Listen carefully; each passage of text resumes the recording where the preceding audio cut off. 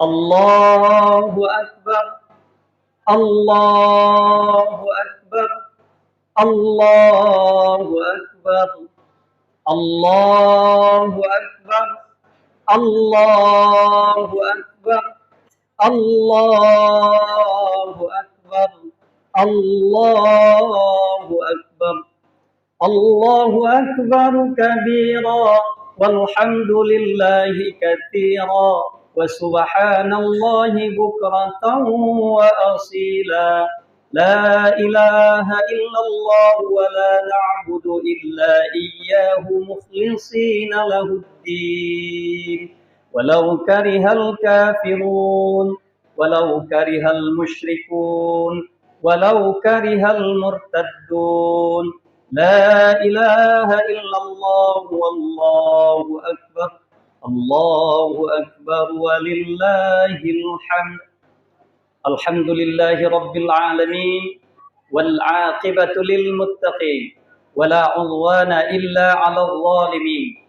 Asyhadu an la ilaha illallah al-malikul haqqul mubin wa asyhadu anna sayyidana Muhammadar Rasulullah sadiqul wa'dul amin. Allahumma salli wa sallim wa karrim wa barik ala sayyidina Muhammad wa ala alihi wa sahbihi ajma'in. Ittaqullaha haitsuma kuntum wa la tamutunna illa wa antum muslimun. Athi'u Allah wa athi'ur rasul wa ulil amri minkum. Fa in tanaza'tum fi syai'in farudduhu ila Allahi war rasul. Inna Allaha wa malaikatahu yusalluna 'alan nabi. Ya ayyuhalladzina amanu sallu 'alaihi wa sallimu taslima. Wa qala Allah ta'ala fi ayatin ukhra, qad aflaha man tazakka wa dzakara isma rabbih fa shalla. Ibadallah, wa la dzikrullahi akbar. Allahumma ighfir lil mu'minina wal mu'minat wal muslimina wal muslimat al ahya'i minhum wal amwat wa tabi' bainana wa bainahum bil khairat. Rabbighfir warham wa anta khairur rahimin.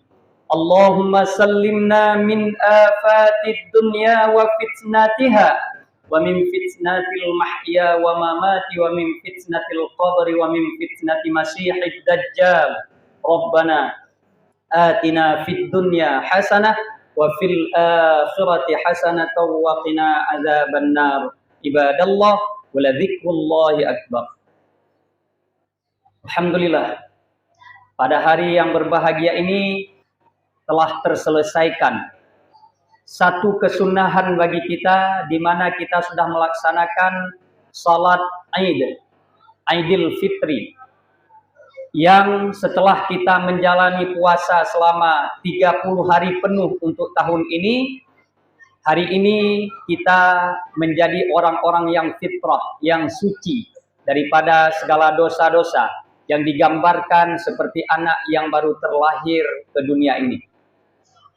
Dengan izin Allah, acara salat bersama dengan khutbahnya sudah terselesaikan.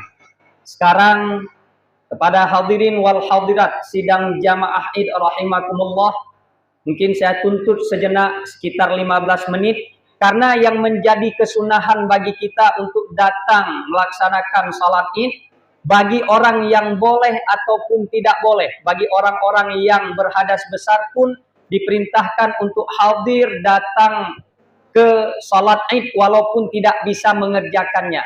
Mengapa? Karena di dalamnya ada mau'izah yang perlu sekali untuk kita simpan di dalam kehidupan kita, di dalam memori kehidupan kita, untuk kita amalkan sepanjang kehidupan kita sampai kita bertemu Allah nanti di yaumil akhirah.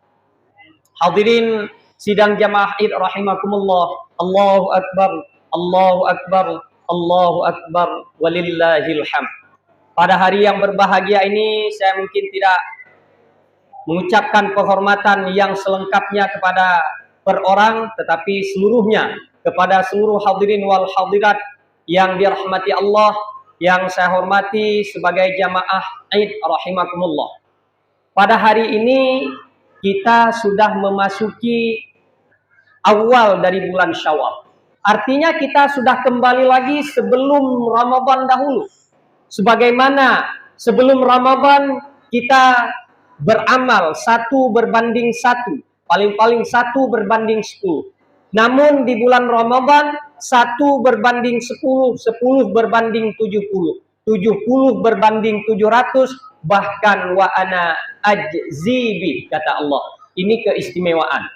Maka ketika matahari akan tenggelam kemarin sore, itu semua makhluk Allah, ikan yang ada di lautan, malaikat yang ada di langit, yang ada di bumi, yang ada di antara keduanya, malaikat-malaikat penanggung aras, malaikat penjaga surga, malaikat penjaga neraka, seluruh malaikat yang pernah diciptakan oleh Allah Subhanahu wa taala, seluruh binatang-binatang, ikan yang ada di lautan, burung yang terbang berterbangan di udara, semuanya menangis mengucapkan musibah li umat Muhammad, celakalah bagi umat Muhammad. Apa yang menyebabkan kita celaka? Dikarenakan hari di mana Allah ampunkan dosa kita, Allah terima doa-doa kita, Allah buka lebar pintu surga, Allah tutup pintu neraka, Allah ikat setan-setan. Hari ini mereka sudah bergentayangan untuk menggoda manusia-manusia untuk mengerjakan kejahatan-kejahatan. Nyata terlihat pada malam 1 Syawal betapa banyak orang yang menyia-nyiakan hartanya dengan membakar-bakar uang yang telah diberikan oleh Allah sebagai rezeki kepada mereka. Padahal masih ada tempat yang sangat membutuhkan kepada dana tersebut. Mereka rela untuk membeli mercon, membeli bunga api, hanya sekedar bakar kemudian bertepuk tangan.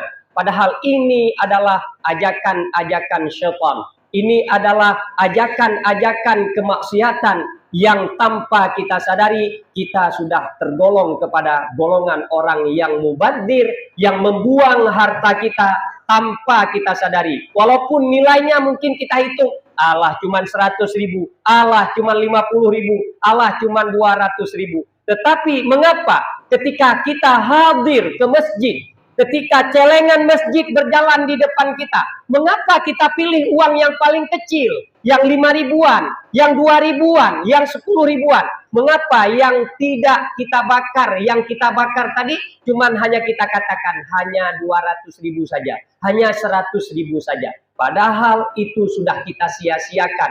Yang di hadapan Allah nantinya akan kita pertanggungjawabkan. Dan kemana harta yang pernah Allah berikan engkau habiskan? Aina afnaka, kemana engkau binasakan harta tersebut? Allahu Akbar, Allahu Akbar, Allahu Akbar. Maka lewat Idul Fitri ini kita revolusi akhlak kita, revolusi iman kita, dan revolusi takwa kita. Karena tujuan utama kita mengerjakan ibadah puasa yaitu mencapai ketakwaan kepada Allah Subhanahu wa taala. Itu inti sekali. Ittaqullaha haitsu ma kunta wa la tamutunna illa wa antum muslimun. Itu perintah pertama.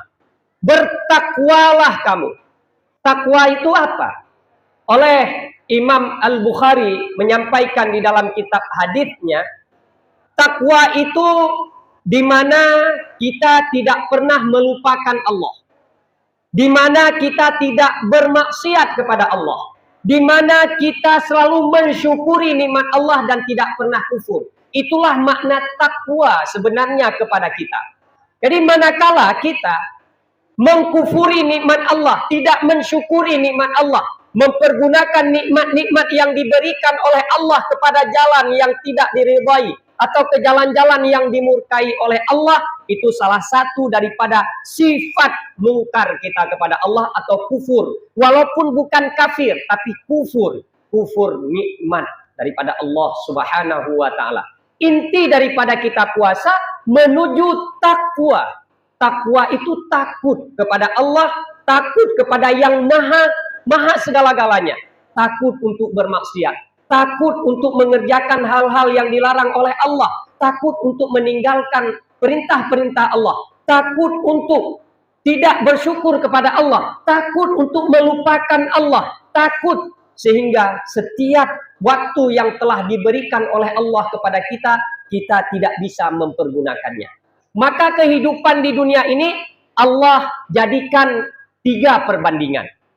Untuk manusia 1 perbandingan yang naik kepada tingkat yang paling tinggi dan bisa turun kepada tingkat yang paling rendah. Maka manusia ini berada di antara 2 makhluk Allah yang Allah ciptakan, hanya Allah berikan nafsu kepada mereka, dan Allah ciptakan hanya Allah berikan akal kepada mereka. Siapa itu? Yang pertama, Allah ciptakan di dunia ini, yaitu makhluk Allah yang Allah tidak berikan akal kepada mereka, tetapi mereka diberikan hanya selera dan selera. Karena tugas utama daripada manusia ini, kalau ingin bahagia dunia, ingin bahagia ke akhirat, dan masuk surga Allah, yang pertama takwa. Yang kedua, jalan untuk menuju takwa itu, yaitu menjalankan segala perintah Allah Subhanahu wa Ta'ala dan melawan semua selera-selera hawa nafsu haiwaniyah yang ada pada diri manusia. Maka disampaikan, ulaika kal an'am. Allah katakan di dalam surah Al-A'raf, ulaika kal an'am. Kamu itu sama seperti binatang, di mana apabila kita tidak bisa memanage nafsu kita, apabila kita tidak bisa memanage selera yang ada pada kita. Ini urusan selera, karena selera yang paling tinggi yang ada pada manusia, yang pertama adalah selera makan dan minum. Apa buktinya, Ustaz? Buktinya anak kita yang baru lahir saja, itu yang disuguhkan minum dan makan. Setelah usia 1 bulan, 2 bulan, masih merengek-rengek, itu sudah dikasih pisang. Tidak cukup pisang, dimasak nasi tin. Tidak bisa, apapun diberikan supaya anak tersebut cukup makannya.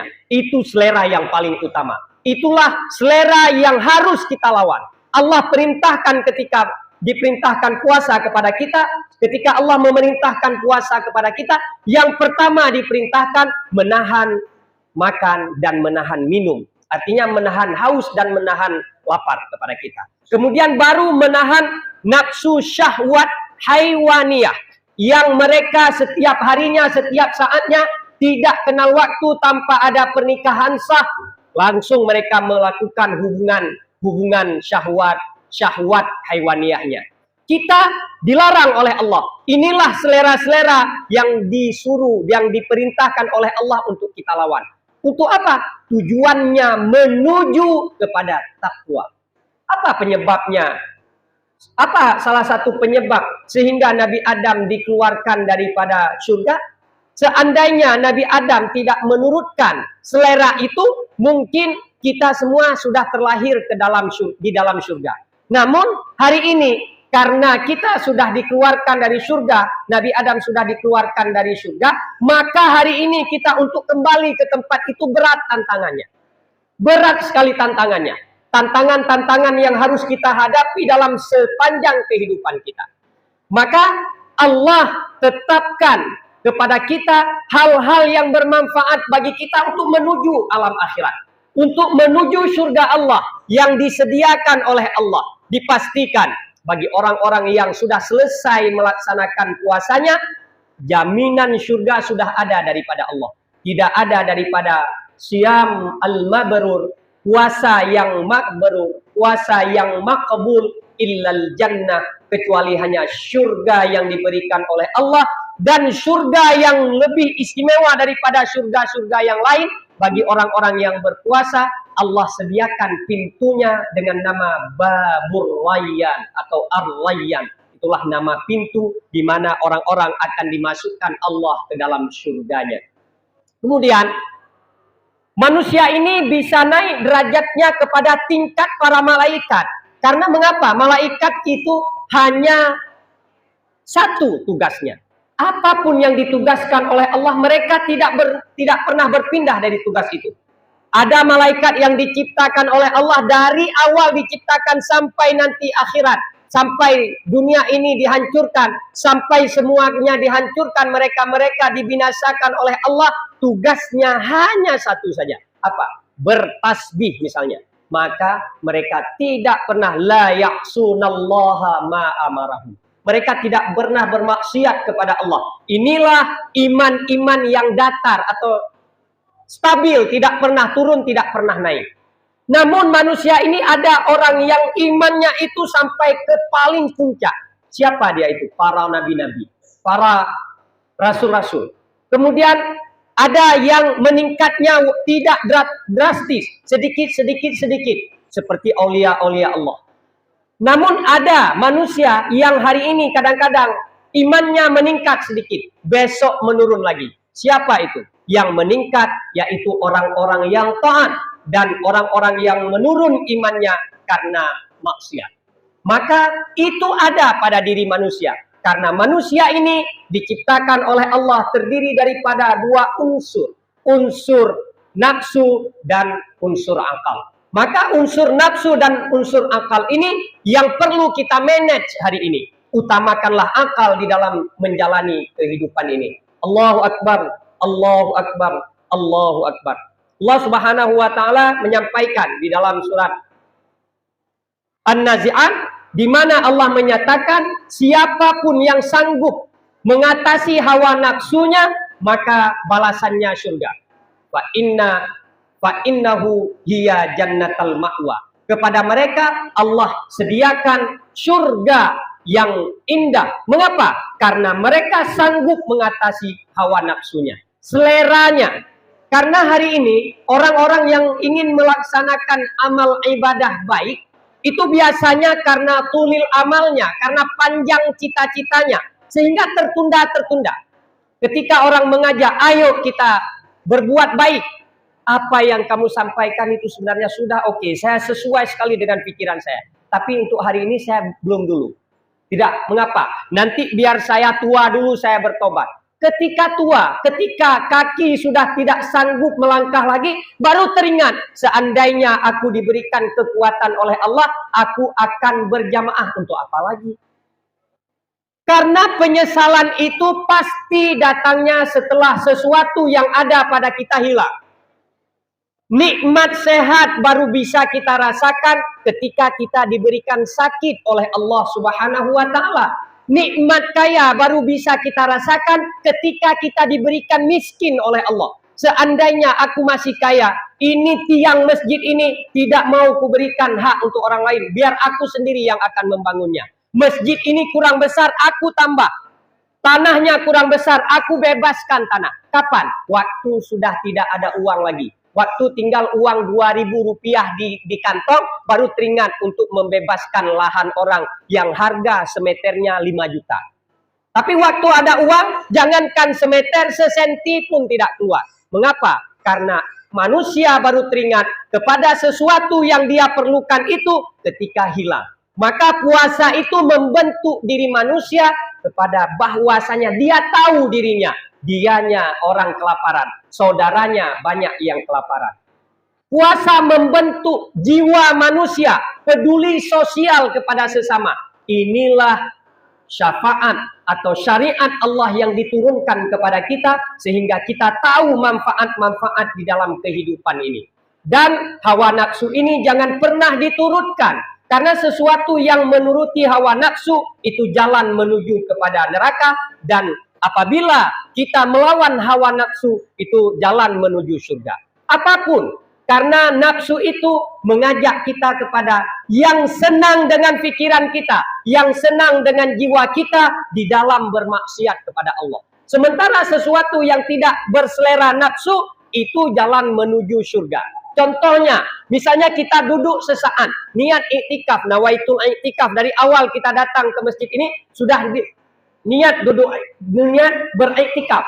Tetapi sesaat baru 5 atau 10 menit kita duduk sudah merasa kita tidak enak. Seakan-akan di bawah pantat kita itu sudah ada kulit durian, sudah kecolok pantat kita. Mengapa? Karena nilainya besar. Sesaat beriktikaf di dalam masjid itu seperti memerdekakan budak, seperti pahala Sayyidina Abu Bakar memerdekakan Bilal bin Rabah. Itu pahalanya diberikan oleh Allah. Sesuatu yang mengajak kita kepada surga itu tidak disenangi oleh nafsu. dan tidak disenangi oleh syaitan. Maka hari ini selalu mereka berbisik supaya kita lalai, supaya kita bermaksiat kepada Allah, supaya kita jauh daripada Allah Subhanahu wa taala. Yang terakhir yang ingin saya sampaikan, qad aflaha man tazakka. Beruntunglah kita hari ini yang Allah sudah sucikan. Siapa orang yang disucikan oleh Allah Subhanahu wa taala? Di antaranya yaitu orang yang birrul walidain, yang berbuat baik kepada orang tuanya. Hari ini kita berdosa dengan orang tua ketika orang tua hidup atau ketika orang tua sudah tiada. Maka hari ini kalau masih ada orang tua, jangan pernah meninggalkannya. Karena kita akan menyesal ketika orang tua sudah tiada lagi. Ketika beliau masih ada, mungkin kita merasa terbebani. Orang tua kita sudah sakit-sakitan di rumah kita. Kita tidak ingat ketika kita dulunya sesakit apapun, beliau harus tidak tidur sepanjang malam. Ibunda kita tidak tidur sepanjang malam karena rengekan kita, karena panas tubuh kita, karena kedinginan kita, karena kekurangan ASI ibu, karena kekurangan makan yang ada pada kita, ibu kita tidak bisa beristirahat. Tetapi hari ini ketika ibu kita sakit, ketika ibu kita sudah tidak pas lagi akalnya, rela kita jadikan orang tua atau kita hantarkan orang tua kita itu ke tempat-tempat yang kata mereka ada orang lain yang menjaga. Ke panti kita hantarkan orang tua kita. Pernahkah orang tua kita mengantarkan kita ke panti? Tidak. Tapi orang tua kita mengantarkan kita ke pendidikan. Mengapa setelah kita memiliki jabatan? Mengapa kita setelah memiliki pangkat? Kita memiliki harta? Kita tidak sempatkan diri kita untuk mengurus orang tua itu. Karena sesungguhnya surga itu berada di bawah kaki para ummahat, ibu. Ibu kita surganya di bawah telapak kaki suaminya. Kita bisa masuk surga kalau ada ridha orang tua. Bukan karena yang kita tuntut kepada orang tua itu ridha. Kalau pengampunan itu dari Allah, maghfirah daripada Allah, tapi ridha daripada orang tua. Carilah ridha orang tua. Ridhallah bi ridhal walidain. Ridha Allah berada di ridha orang tua. Dilanjutkan daripada penyesuaian itu, ridha istri itu daripada ridha suaminya. Sembahlah suami, tapi bukan menyembah seperti menyembah kepada Allah, tidak rukuk dan tidak sujud. Biar suami duduk di kursi, kemudian datang kita, para ibu-ibu, istri-istri datang, cium lututnya, minta maaf atas segala kesalahannya. Dudukkan orang tuamu di atas kursi, kamu menjongkok, cium lututnya, cium jidatnya, minta pengampunan daripada orang tua untuk memudahkan kamu masuk surga. Allah mudahkan kamu rezeki-rezeki dan Allah mudahkan segala urusan-urusan yang dibebankan kepada kamu di dalam dunia ini. Karena ridha Allah berada di ridha orang tua. Allahu Akbar, Allahu Akbar, Allahu Akbar, walillahil hamd. Inti daripada semua yang ingin saya sampaikan hari ini, yang bahwasanya ketakwaan itu bisa dicapai dengan sebab kita selalu dekat dengan Allah Subhanahu wa taala. Puasa menjadikan kita orang yang dekat dengan Allah dan takut kepada Allah, karena takwa disebut dengan takwa. Begitu juga bakti kita kepada orang tua itu sesuatu yang meningkatkan ibadah kita kepada tingkat yang paling tinggi. Dan bagi kita yang sudah melaksanakan puasa penuh 1 bulan, puasa itu hanya ujian. Sementara akhir daripada ujian itu kita lihat di mulai bulan Syawal ini.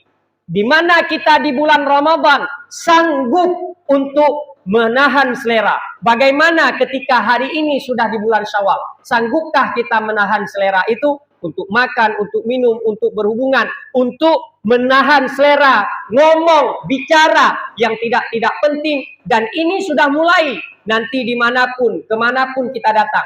Pertama, kesalahan imam. Yang kedua, kesalahan panitia. Yang ketiga, kesalahan khatib. Yang keempat, kesalahan panitia lagi. Hilang sendalnya waktu pulang. kemudian salah tetangga, kuehnya kurang asin, kuehnya kurang manis. Inilah yang menjadi bahan kita sepanjang kehidupan kita sehingga kita bermaksiat kepada Allah. Ini selera ini yang perlu kita jaga, kita bimbing dari bulan Ramadan, kita tahan selera untuk ngomong-ngomong yang tidak bermanfaat untuk agama.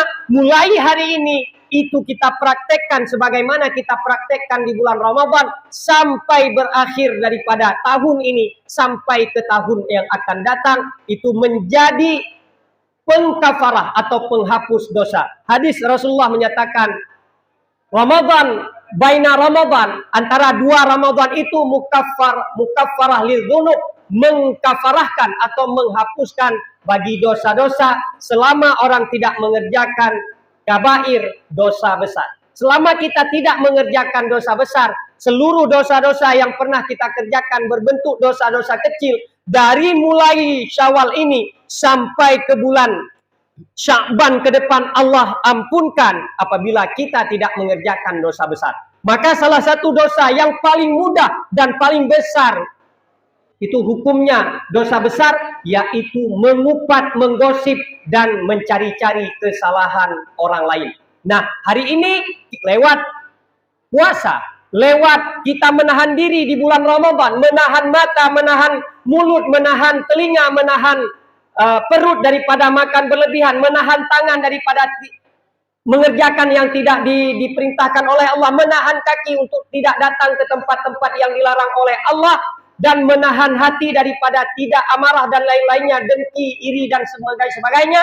Maka setelah Ramadan inilah yang kita praktekkan. Ini bukti kalau Ramadan itu sukses atau sukses bagi kita ketika kita menjalankan Ramadan. Tetapi kalau selesai Ramadan, seperti dahulu lagi apapun ingin kita kerjakan, membuka aurat menjadi budaya, mengupat menjadi kesenangan, ambil hak orang lain itu menjadi hobi dan lain-lainnya, maka hasil Ramadan itu perlu dievaluasi kembali. Berarti Ramadan kita itu, ujian Ramadan itu tidak lulus, artinya kita tidak lulus mendapatkan keutamaan Ramadan. Dan ketahuilah, seberapapun yang kita kerjakan amal di luar Ramadan tidak sebesar pahala yang kita kerjakan di bulan Ramadan. Betapa orang akan menyesal setelah Ramadan ini berlalu. Aku tidak sempat mengerjakan amal di bulan Ramadan, tidak sempat mengejar kebaikan di bulan Ramadan. Karena sehari kita kerjakan amal Ramadan, walau setahun kita mengerjakan amal di bulan yang lain, itu tidak akan tertutupi. Luar biasa nilai yang diberikan oleh Allah. Namun penyesalan itu sudah tidak berguna lagi. Hari ini mari kita persiapkan diri, mulai dari selesai Ramadan ini sampai Ramadan yang akan datang, kita di dalam taat kepada Allah, takwa kepada Allah. Yang pertama, la ya'sinallah, tidak bermaksiat kepada Allah. Kemudian tidak kufur kepada Allah, artinya selalu bersyukur kepada Allah. Kemudian mengingat Allah, la yansi, mengingat Allah, la yansi. Mengingat Allah, la yansi, jangan lupa. Karena hari ini ketika kita merasakan enak, kita lupakan bahwasanya semua ini nikmat daripada Allah Subhanahu wa taala. Allahu akbar, Allahu akbar, Allahu akbar. Mudah-mudahan kita semua mendapatkan petunjuk yang benar daripada Allah. Mudah-mudahan kita semua mendapatkan syafaat daripada Rasulullah. Mudah-mudahan kita selalu bisa menjalankan ibadah-ibadah ke depan, dari mulai selesai Ramadan ini sampai ke Ramadan yang akan datang, di dalam kebaikan-kebaikan dan jauh daripada kemungkaran-kemungkaran. Dan mudah-mudahan segala amal yang kita kerjakan dicatat di dalam stambuk yang utama, yang dikembalikan oleh Allah nanti, catatan-catatan amal itu, dan Allah sendiri yang akan memeriksanya. Jangan sia-siakan waktu, jangan sia-siakan harta. Sekali lagi, jangan sia-siakan waktu, jangan sia-siakan harta. Karena waktu sejenak diberikan kepada kita, harta dititipkan oleh Allah Subhanahu wa taala. Sebagai diceritakan kisah seorang sufi di mana beliau sangat miskin di kampungnya. Arti sangat miskin, kebutuhan yang beliau miliki mungkin satu sekali dia dapatkan, hartanya tidak cukup. Seminggu beliau mencari, mungkin hanya secukup untuk sehari makan saja. Begitu beliau kekurangan di dalam kehidupan. Sehingga suatu waktu beliau disedekahkan oleh orang beberapa barang, kemudian di dalam barang itu diberikan tas. Kalau tas orang dahulu itu kain yang berbentuk tas kecil yang diikat. Kalau bahasa Acehnya baluang gitu. Nah itu. Dimasukkan beberapa puluh dirham uang ke dalamnya. Diberikan sebelum beliau salat asar. Setelah beliau salat asar, dilihatlah ada sedekah orang kaya kepada beliau. Maka setelah beliau periksa, setelah beliau salat asar dan berzikir mengingat Allah, kemudian beliau berkeliling mencari di mana rumah-rumah orang kekurangan. Semua harta yang beliau miliki yang disedekahkan oleh orang itu, beliau sedekahkan kepada orang lain. Nah, ketika disedekahkan kepada orang lain, tidak tinggal sesuatu apapun. Menjelang waktu Isya atau setelah Isya, beliau datang ke rumah orang kaya. Beliau sampaikan, "Hai orang kaya, bolehkah Anda bantu sedikit untuk saya? Makan saja, makan sedikit saja." Sang orang kaya mencemooh dia. "Bapak ini gimana? Tadi saya lihat Anda disedekahkan uang begitu banyak oleh teman saya. Teman saya menyampaikan kepada saya, ada memberikan sesuatu kepada Anda. Tetapi semua Anda berikan kepada orang lain. Maka hari ini ketika tidak ada, seandainya Anda simpan, mungkin sebulan ke depan pun masih cukup untuk makan." Maka beliau menjawab, "Saya takut karena saya tidak tahu apakah saya bisa hidup sampai maghrib. Apakah saya bisa hidup sampai sekarang? Karena saya tidak tahu, maka takut saya. Nanti harta yang ada di tangan saya ditanyakan oleh Allah di akhirat. Kemana harta yang telah aku berikan kepadamu? Lewat sedekah siapapun, kemana engkau manfaatkan? Karena aku takut, maka aku berikan itu kepada orang-orang lain, supaya aku di akhirat nanti tidak ditanyakan soal harta." Maka beliau takut. Apakah kita mati besok atau lusa? Atau nanti, atau sekarang? Kita tidak tahu. Karena tidak tahunya, sang sufi itu tidak tahu, maka hartanya disedekahkan setiap harinya. Sehingga beliau tidak tinggal apapun bersama dengan mereka, dengan beliau. Sehingga ketika ditanya di akhirat, beliau memang tidak punya apapun. Betapa banyak orang yang punya harta hari ini, di akhirat harus mempertanggungjawabkan semuanya, sementara hartanya di dunia setelah dia mati jam 8, jam 9, karena anak-anaknya, saudara-saudaranya, kalau dia tidak punya anak, saudara-saudaranya sudah berebutan harta, dijual, dibawa entah kemana, sementara ketika berada bersama dengan kita, sedikit saja untuk kita nafkahkan kepada orang lain, kita tidak sanggup. Inilah pesan-pesan ini yang perlu sekali untuk kita jalankan di dalam kehidupan ini, dan mudah-mudahan kita selalu mendapatkan syafaat-syafaat daripada sejarah-sejarah yang diceritakan kepada kita, dan kita mendapatkan syafaat Rasulullah khususnya di yaumil akhirah, di mana alam yang kita lewati itu sangat panjang, alam barzah, alam kubur, kemudian alam mahsyar, kemudian alam timbangan, kemudian alam pemeriksaan, baru siratal mustaqim yang perjalanannya begitu jauh sampai 3000 tahun akhirat. Sementara satu akhirat itu, satu hari akhirat 1000 tahun dunia. Mari kita persiapkan semua bekal untuk menuju akhirat, dan semoga kita semuanya ditempatkan oleh Allah di dalam surganya. Amin ya rabbal alamin. Mohon maaf atas segala kekurangan. Terima kasih atas segala perhatian. Sekarang sama-sama kita berdoa sebelum kita selesaikan acara tausiah dan mau'izah pada hari ini. Na'udzubillahi minasyaitonir rajim. Bismillahirrahmanirrahim. Alhamdulillahi rabbil alamin, wassalatu wassalamu ala sayyidina Muhammad wa ala alihi wa sahbihi ajma'in. Ittaqu Allahumma salli ala sayyidina Muhammad wa ala alihi wa sahbihi ajma'in. اللهم اغفر لنا ذنوبنا ولوالدينا وارحمهما كما ربيانا صغيرا ولأجدادنا ولجداتنا ولأستاذنا ولقراباتنا وللمؤمنين والمؤمنات والمسلمين والمسلمات الأحياء منهم والأموات وتابع بيننا وبينهم بالخيرات رب اغفر وارحم وأنت خير الراحمين. اللهم سلمنا من آفات الدنيا وفتنتها ومن فتنة المحيا وممات ومن فتنة القبر ومن فتنة مسيح الدجال. اللهم أحينا بالإيمان وأمتنا بالإيمان واحشرنا بالإيمان وأدخلنا الجنة مع الإيمان. اللهم حبب إلينا الإيمان وزينه في قلوبنا وكره إلينا الكفر والفسوق والعصيان واجعلنا من الراشدين. ربنا هب لنا من أزواجنا وذريتنا قرة أعين واجعلنا للمتقين إماما. ربنا آتنا في الدنيا حسنة وفي الآخرة حسنة وقنا عذاب النار.